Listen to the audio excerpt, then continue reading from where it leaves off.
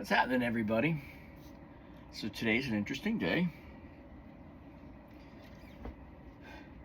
This is an Epiphone, not a fake, Epiphone Les Paul Modern. Cut away at the neck joint for upper fret access, and even with my screwed up wrist, still pretty good. This is a Chinese-made Les Paul. It is a multi-piece body, all mahogany though. Neck, also mahogany. This is a very, very, very nice guitar. And I've been really disappointed with Fender, with Gibson fanboys and girls. That it's very reminiscent of the Harley Davidson thing, where unless it's a Gibson, it's nothing. Well, we're here to find something out. So I bought this as a husk. I'm running the EMG 85X's. These are the splittable multi-coil or multi-voice. I did put a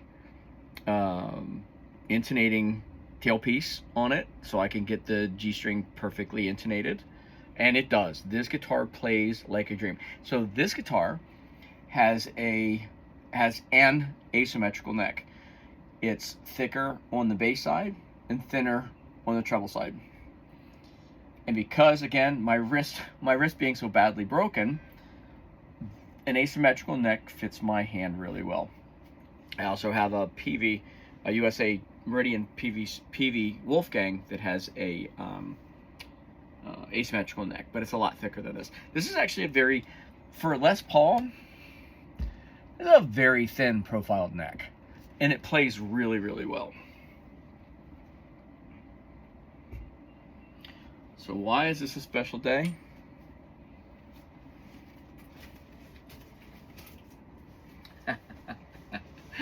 Because in this box is that little guy's big brother. So we are going to find out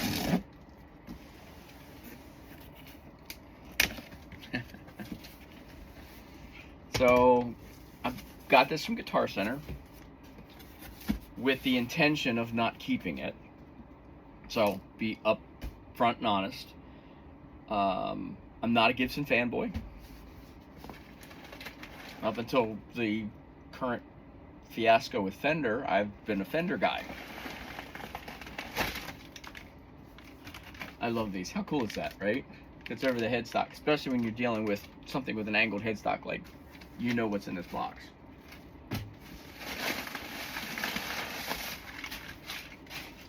So this guitar, all told, shipped, was $21.46. This is a 2023.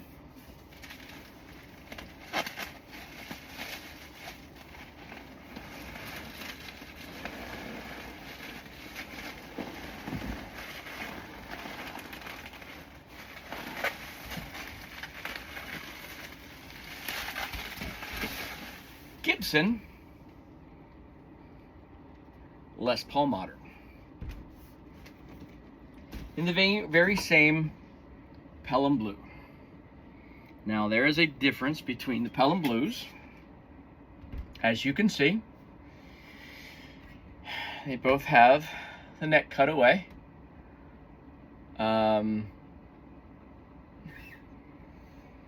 The the fretwork on the Epiphone is better than the fretwork. As dragging my hands down the fretboard, the fretwork on the Chinese-made Epiphone is not cutting my hands up like it is on the USA. Immediately, like wow, like right here. I would do a Phil McKnight with the stocking, but it would get hung up like from here all the way down. And this is a 2023. This is not an old guitar. This also has the asymmetrical neck. However, I can tell you immediately, the asymmetrical aspect of the Epiphone is thinner.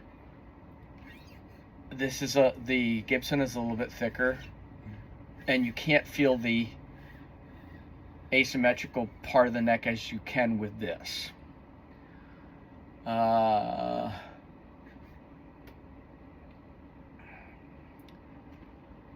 Now they both have Grover locking tuners. They're both exactly the same size.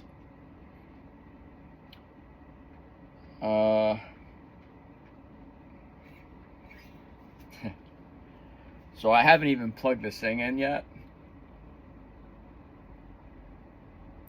So there's an interesting difference. If you look at the back of the headstock, the Epiphone is flared a little bit where it comes closer to the top of the neck, where the Gibson is a lot straighter. Weight, they're probably within ounces of each other. This has the factory Gibson pickups. This obviously does not. So tone-wise, I don't think there's going to be a comparison.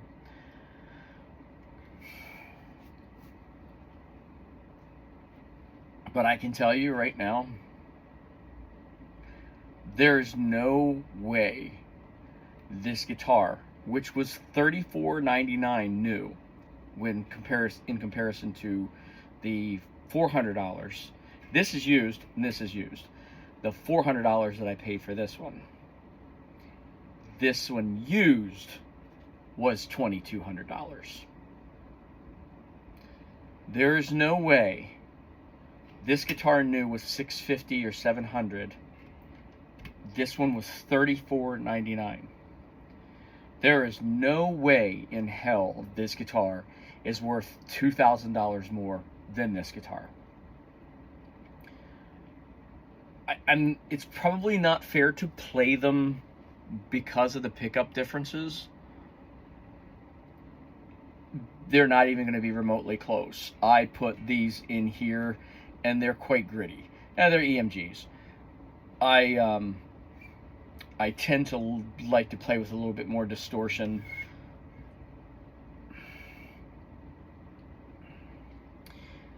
This is going to be returned. The price difference between these two guitars is as unreasonable as I could possibly imagine. If you're a Gibson fanboy, and pardon me for that, I don't mean that to be condescending as it sounds, but it's true. I mean, just like Fender fanboys, I'm a Fender fanboy. Well, I was, so I was until the whole lawsuit thing.